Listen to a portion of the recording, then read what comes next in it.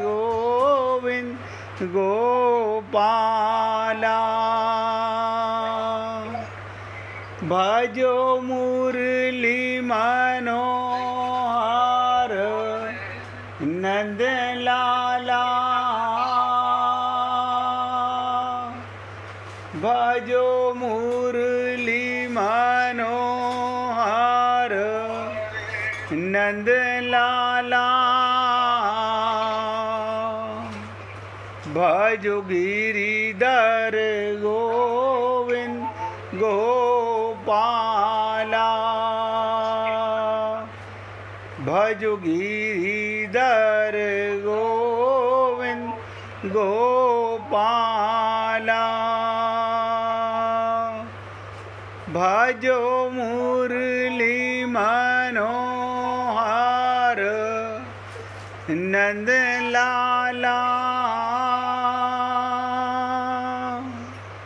भजो मुरली मनोहर नंद लाला भजो गिरिधर गोविंद गोपाला भजो गिरिधर गोविंद गोपाला भजो मुरली मनोहर नंद लाला भजो मुरली मनोहर नंद लाला भजो गिरिधर गोविंद गोपाला भजो गिरिधर गोविंद गोपाला बोलिए वृंदावन बिहारी लाल की जय जय श्री राधे जय जय श्री राधे। सभी भक्तों से निवेदन, बहुत एकाग्रचित्त होकर सत्संग के प्रत्येक शब्द को पूरी एकाग्रता के साथ हृदयंगम करें और बहुत ध्यान से समझें कि भगवान राम के हृदय का भाव क्या और भरत जी के हृदय का भाव क्या। भगवान भरत जी को कहते हैं कि ये तो तुम्हारी प्रेम की शक्ति का कमाल है कि मैं तुम्हारे को उठा नहीं पा रहा। जब प्रभु राम अयोध्या आए, ये प्रसंग आज चौथा दिन है चलते हुए कि प्रभु कह रहे हैं कि क्या कारण है कि भगवान भरत जी को नहीं उठा पा रहे। भगवान कहते हैं तुम्हारा प्रेम का भार इतना बढ़ गया। अब भरत जी कहते हैं ना, मेरे प्रेम का भार नहीं बढ़ा, मेरे पाप का भार बढ़ गया है। बड़ी विचित्र चीज है। अब भरत जी सही हैं या राम सही हैं, दोनों का अपना अपना भाव है। भक्त और भगवान में यही विशेषता समझने की है कि भगवान के प्रेम को भक्त के द्वारा समर्पित प्रेम को भगवान कितना प्रसन्न होकर के विचरण कर रहे हैं। और यही चर्चा साथ में चल रही है कि हमें कभी भी अपने अंदर ये भाव नहीं लाना है। हमें सदा अपने अंदर यही भाव लाना है कि हमारे अंदर कोई कमी है, हमारे अंदर ही कमी है। भगवान में कोई कमी हो ही नहीं सकती, भगवान में कोई कमी नहीं हो सकती, ये कमी हमारे अंदर है। अब आप और हम लोग सोचें बार बार कि क्या कारण है कि हम भगवत प्राप्ति नहीं कर पा रहे। अब ध्यान से समझिएगा, दोनों प्रसंग आपके सामने आएंगे। भगवान तो कहते हैं कि भरत तुम्हारा दिव्य प्रेम इतना बढ़ गया, प्रेम राशि मेरी कृपा और मेरे सामर्थ्य से अधिक हो गया। भक्त का प्रेम ज़्यादा भारी है, भक्त का प्रेम ज़्यादा भारी है।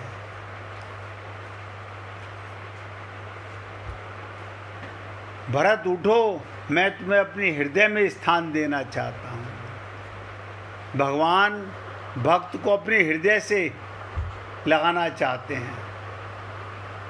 अब आप और हम लोग बार बार सोचें कि भगवान हमारे को हृदय से लगाना चाहते हैं और हम ये समझ नहीं पा रहे। भरत यही मानते हैं कि मेरे पाप का भार अधिक है। 14 वर्षों तक मैं निरंतर अयोध्या का राज्य चलाते भी रहे, अब प्रत्येक क्षण सावधान रहकर तप। इससे हमें क्या प्रेरणा मिलती है? आप शरीर से संसार के काम करते रहो, परिवार के काम करते रहो। काम करने में कोई दोष नहीं है, फिर दोष कहाँ पर है? अब बहुत ध्यान से समझिएगा, दोष फिर है कहाँ पर? ये बड़ी विचित्र चीज़ है। दोष है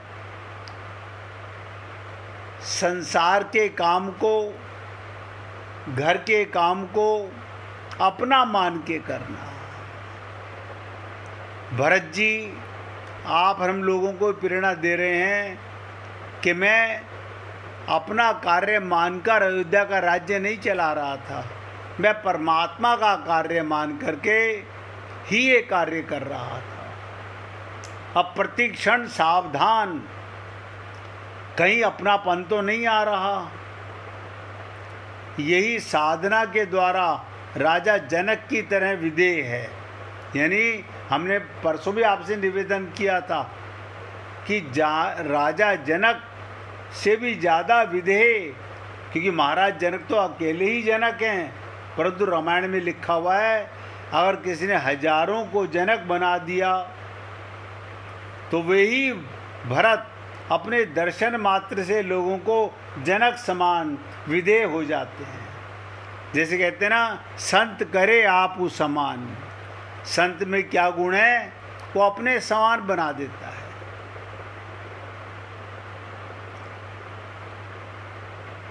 तो भरत जी ने अयोध्या की राज्य सभा में भाषण दिया। ध्यान से सुनिएगा, उसमें लोगों ने उनके भाषण का क्या प्रभाव लिया। सो दशा देखत समेत ही बिसरी सबई सुधि दे की। यहाँ पर भी आप हम लोगों के लिए बहुत प्रेरणा का स्रोत है। वो क्या प्रेरणा का स्रोत है कि आप और हम लोग सत्संग सुनते हुए भी देह में विचरण करते रहते हैं, अपने को शरीर मानते रहते हैं। एक एक शब्द पर ध्यान दीजिएगा। ये सत्संग शरीर के लिए तो होता नहीं है, ये तो आत्मा के लिए होता है। ये सत्संग देह के लिए नहीं होता, आत्मा के लिए होता है। अब आप और हम लोग इस बात को पूरी गहराई से समझने का प्रयत्न करें। ये सत्संग आत्मा के लिए होता है, देह के लिए नहीं होता। लेकिन हम अपने को देह मानकर ऐसा महसूस करते हैं हम सत्संग सुन रहे हैं। मैं आप सबसे निवेदन करूंगा, रोज आप लोगों से निवेदन किया जाता है, हे पुण्य आत्माओं, आत्मा का कल्याण होगा, शरीर का कल्याण नहीं हो सकता, शरीर अमर नहीं हो सकता, शरीर मरण धर्मा है, आत्मा अजर अमर अविनाशी है और इस देह में आत्मा का ही कल्याण होता है। तो यहाँ पर समझने का विषय रामचरितमानस की एक एक चौपाई हमें प्रेरणा देती है। यानी अयोध्या की राज्यसभा में जितने लोग बैठे थे, प्रत्येक व्यक्ति भरत की वाणी को सुनकर विदेह हो गया। अब आप और हम लोग सोचें, हम तो अपने को देह मानते रहते हैं, सत्संग में भी देह मानते रहते हैं, तो कल्याण होगा कैसे? यहाँ पर बहुत गहराई से समझने का विषय है कि क्या हम सत्संग शरीर के कल्याण के लिए सुनते हैं या हम परमात्मा का प्रेम पाने के लिए, आत्मा के कल्याण के लिए सुनते हैं। इसी प्रकार मंदिर में जाते हो तो शरीर के सुख के लिए नहीं, परिवार के सुख के लिए नहीं, आत्मा के कल्याण के लिए जाना चाहिए। मैं ऐसा महसूस करता हूँ, आप तो रोज़ सत्संग सुनते हो, 99% मंदिर में जाने वाले लोगों को ये पता नहीं होता कि आत्मा के कल्याण के लिए मंदिर जाया जाता है। सब शरीर को परमात्मा से मिलाने में लगे हुए हैं।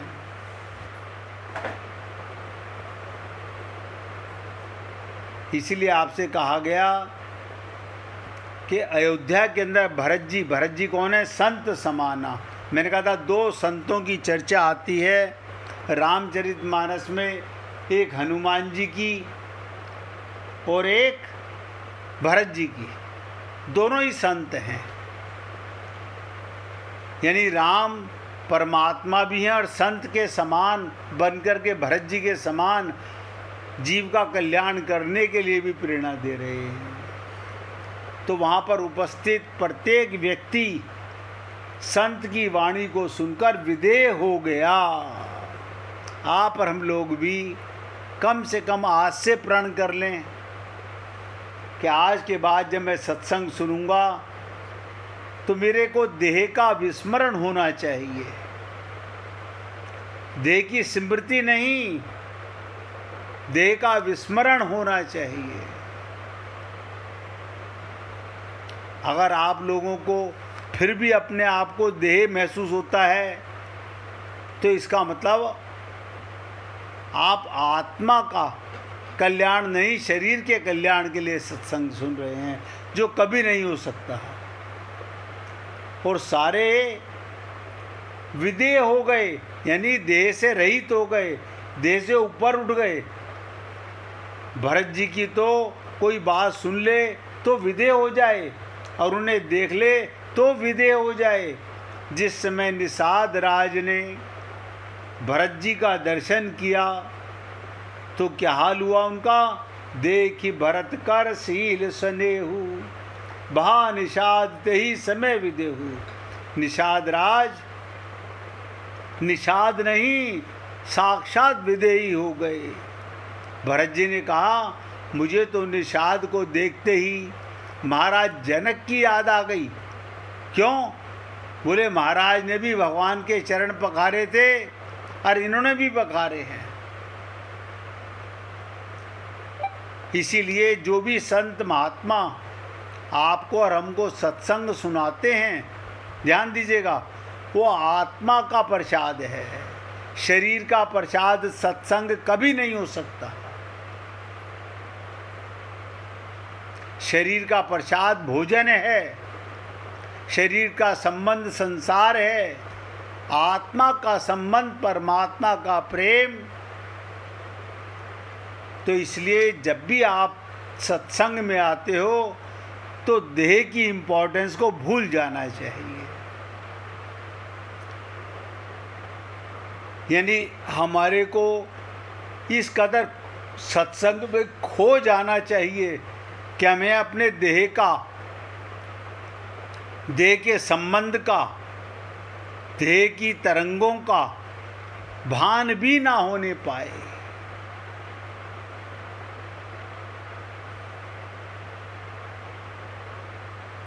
इस तरह भरत जी तो अपने चरित्र के द्वारा दूसरे को विधेय बना देते हैं। मैंने कहा था ना, संत करे आप समान, लेकिन उन्होंने अपने चरित्र में साधक की भूमिका स्वीकार की, सिद्ध की नहीं।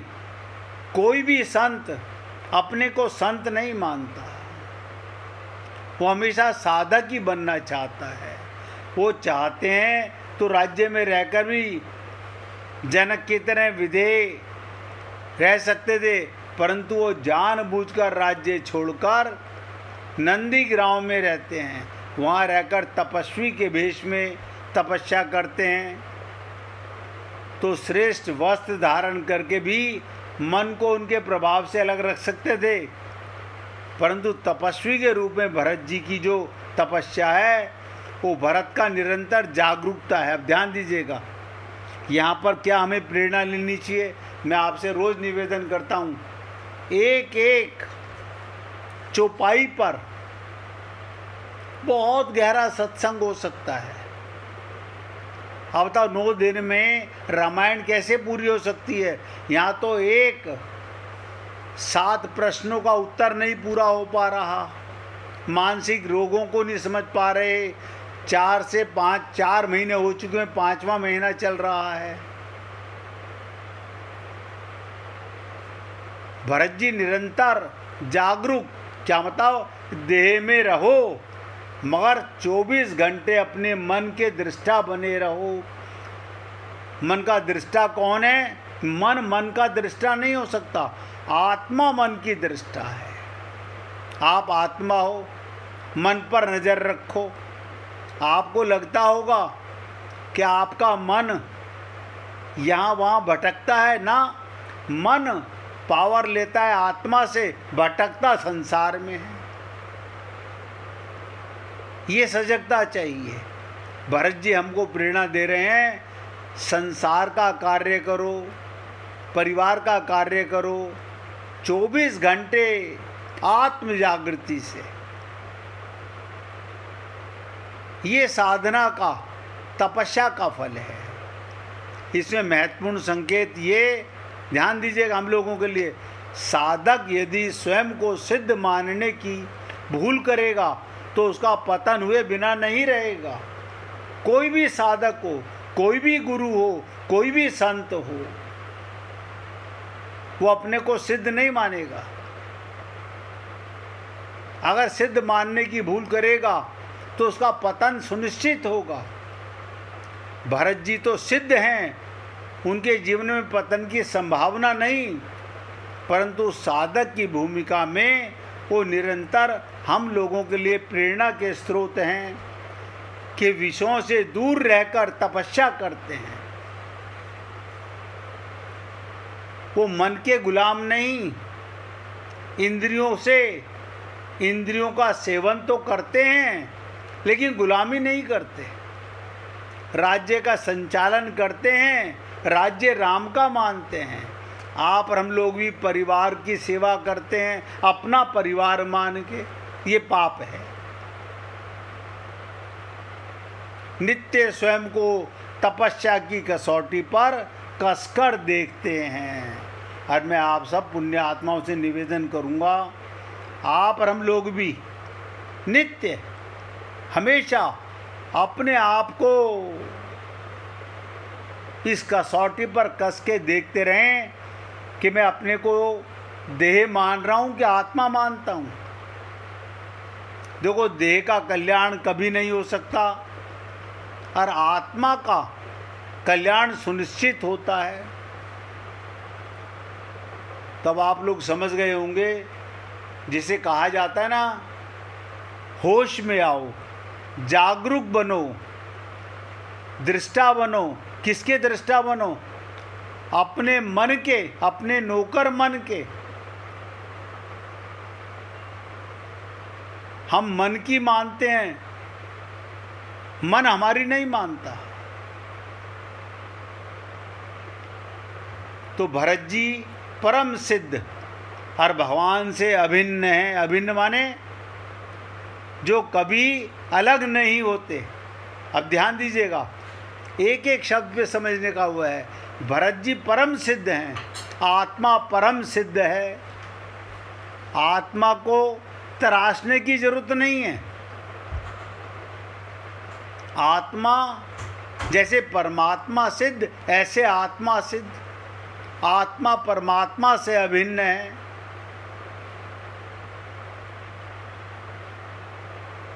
अब आप सोचो इन बातों को। शरीर संसार से अभिन्न है, क्योंकि शरीर भी पंचमहाभूत का, संसार भी पंचमहाभूत का, आत्मा भी चेतन, परमात्मा भी चेतन। भगवान को पा लेने पर, अब देखो जो अब शब्द बोलने जा रहा हूँ उसे पूरी ताकत लगा के सुनिएगा। भगवान को पा लेने पर जीव जीव नहीं रह जाता। और मैं आपसे निवेदन करता हूं, आपको आत्मज्ञान हो जाए, फिर आप जीव नहीं रहे। जीव कौन? आत्मा होते हुए अपने को शरीर मानने वाला जीव कहलाता है। और ना ही उस पर कोई भार रह जाता है। फिर आप निर्भर हो, जो करे सो हरि करे।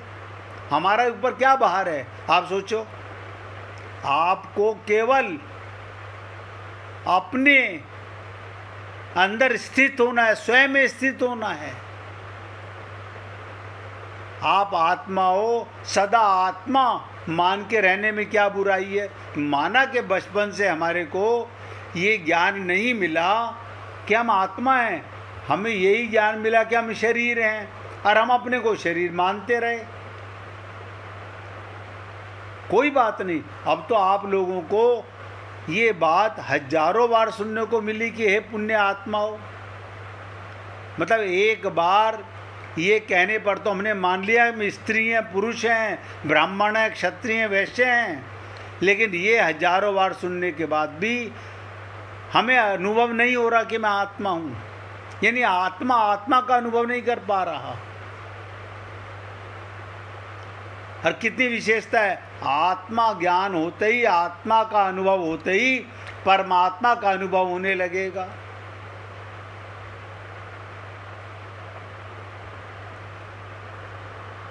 फिर कोई भार नहीं रहता। आप हम लोग क्या कहते हैं, आपको क्या पता हमारे ऊपर कितना भार है। हाँ भार है, क्योंकि शरीर मानोगे तो परिवार का भार है, आत्मा मानोगे तो परमात्मा पे भार है, क्योंकि आप तो खुद परमात्मा की गोदी में हो। तो भार सारा ट्रांसफर हो गया। अब बताइए इसमें कौन से मंत्र हैं, कौन से जादू की बातें हैं, सरलता से समझ आ रही हैं। मैं परमात्मा का अंश, तो सारा भार परमात्मा पर, और आपके ऊपर कोई भार है नहीं। हम खामे खा दबे जा रहे हैं। बहुत से लोग जिससे पूछो, आपको नहीं पता हमारे ऊपर कितना भार है। जिसके यहाँ बच्चों की शादी ना हो पा रही हो, वो यही, आपको नहीं पता हम पे कितना भार है। अरे बाबा, बच्चे भगवान के हैं कि तुम्हारे हैं?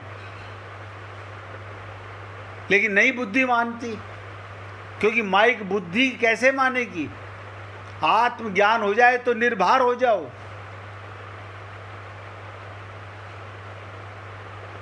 तो भरत जी ने अपने चरित्र के माध्यम से हमें प्रेरणा दी और स्वीकार किया। वो बड़ा ही विस्तृत प्रसंग है।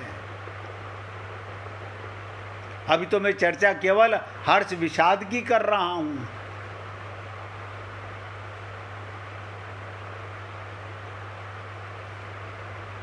हर्ष और विषाद जीव का लक्षण है। अब आप बताओ, आप आत्मा हो तो प्रेम लक्षण है, 24 घंटे प्रेम। और जीव हो, शरीर हो, तो कभी सुख कभी दुख, कभी सुख कभी दुख, कभी पाप कभी पुण्य, कभी पाप कभी पुण्य, कभी सुख कभी दुख, यही चलता रहेगा। ऐसे ही संसार में आते रहोगे, मंदिर में जाके भगवान के सामने, परिवार में आके शरीर के सामने, संसार के परिवार के सामने रहते हो, बस इतना ही अंतर है।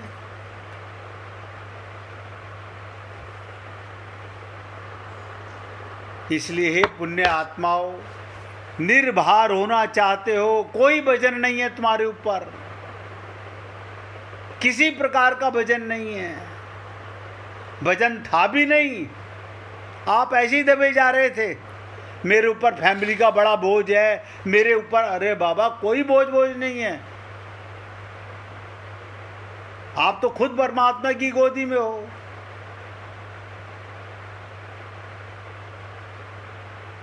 अब आपको ये रास्ता मिल रहा है निर्भर होने का, अब आप निर्भर ना हो, फिर अपने ऊपर वजन महसूस करें।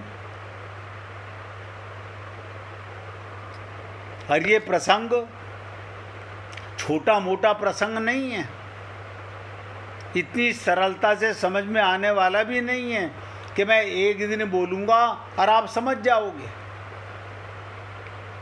आप देखो हजारों बार ये सुनने के बाद कि हे पुण्य आत्माओं, हम अपने को आत्मा नहीं मान पा रहे। क्यों? करोड़ों जन्मों का अभ्यास है शरीर का, और इसी जन्म का कितने वर्ष हमारी इस शरीर की आयु को हो गई, जब से हमें होश संभाला अपने को शरीर मान रहे हैं।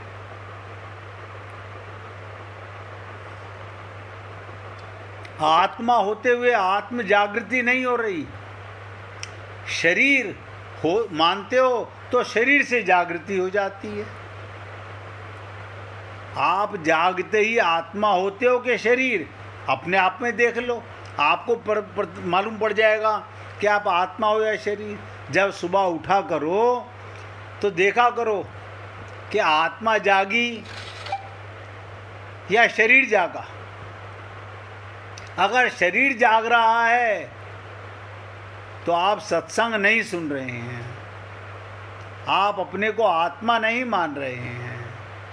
अगर आप उठते के साथ ही कोई भजन नहीं, काय का भजन, और हम लोग दबे जा रहे हैं, आपको नहीं पता आज क्या होने वाला है, आज क्या होने, अरे क्या बाहर पड़ने वाला है, सुबह दिन निकलने वाला है, रात रात होने वाली है। शरीर मृत्यु की ओर जा रहा है और आत्मा या तो संसार की ओर जा रहा है या परमात्मा की ओर।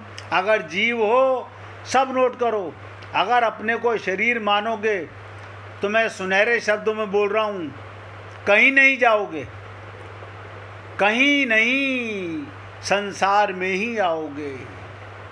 आत्मा मानोगे बिना टिकट के, कोई बुकिंग नहीं करानी, कोई बेटे को बुकिंग नहीं करानी, कोई पति को बुकिंग नहीं करानी, कोई पिता को बुकिंग नहीं करानी, अपने आप परमात्मा के लोक में जाओगे। अपने आप जाओगे। ये छोटी सी बात मोहब्बत की, वो भी समझ नहीं आती कि हम क्या हैं और क्या मानते हैं अपने आप को, और भजन में दबे जा रहे हैं।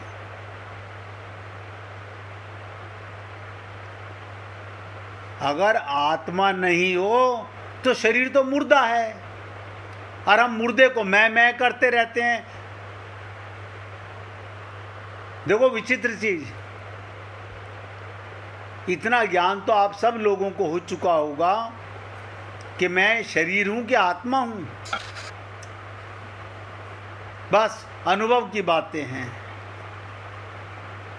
तो भरत जी ने बहुत बड़ा ये प्रसंग इतनी आसानी से, खोपड़ी में तो आता है लेकिन चित्त में नहीं जाता। अभी चर्चा करेंगे, 1 मिनट भगवान का कीर्तन कर लें पहले। हरे कृष्ण